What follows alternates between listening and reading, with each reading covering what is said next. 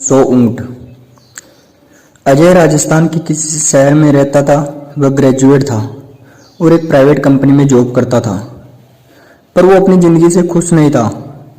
हर समय वो किसी न किसी समस्या से परेशान रहता था और उसी के बारे में सोचता रहता था। एक बार अजय के शहर से कुछ दूरी पर एक फकीर बाबा का काफिला रुका हुआ था। शहर के चारों ओर उन्हीं की चर्चा थी। बहुत से लोग अपनी समस्याएं लेकर उनके पास पहुंचने लगे। अजय को भी इस बारे में पता चला और उसने भी फकीर बाबा के दर्शन करने का निश्चय किया।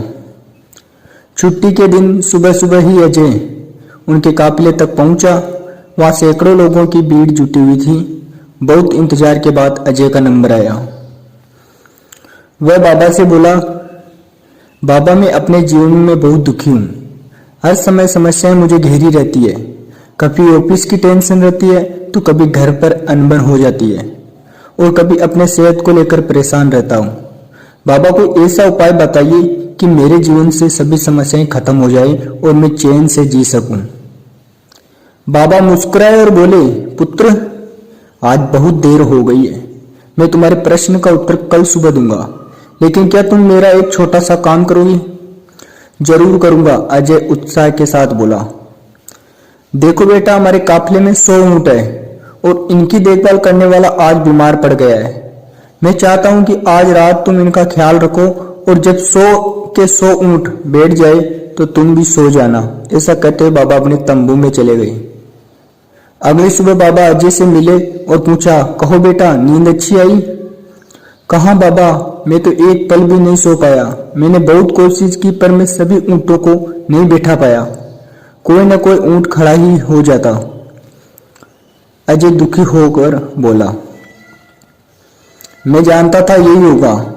आज तक कभी ऐसा नहीं हुआ कि ये सारे ऊंट एक साथ बैठ जाएं। बाबा बोले। अजय नाराजगी के स्वर में बोला, तो फिर आपने मुझे ऐसा करने को क्यों कहा?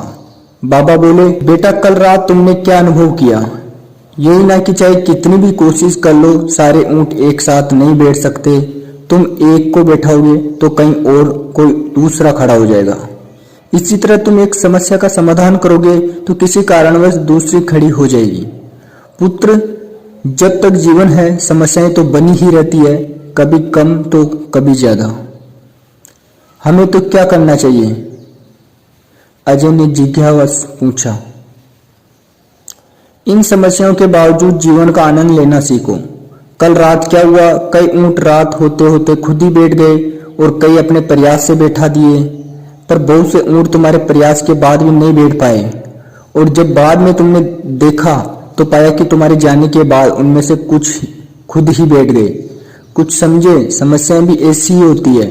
कुछ तो अपने आप खत्म हो जाती है, कुछ को तुम अपने प्रयास से हल कर लेते हो और कुछ तुम्हारे बहुत कोशिश करने पर भी हल नहीं होती।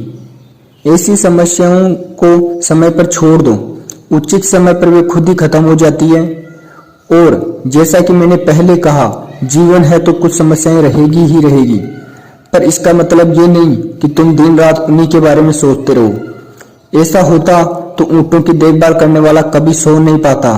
समस्याओं को एक तरफ रखो और जीवन का आनंद लो। चैन की नींद से सो जाओ।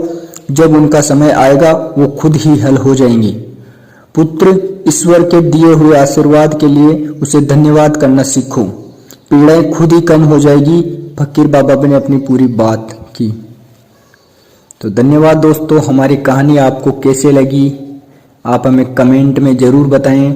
और अगर आपने हमारे YouTube चैनल को सब्सक्राइब नहीं किया है तो जल्दी से हमारे YouTube चैनल को सब्सक्राइब कर लें। ऐसी ही कहानियों से जुड़े रहने के लिए मेरे साथ बने रहें। मैं जल्दी लौटूंगा। तब तक के लिए नमस्कार।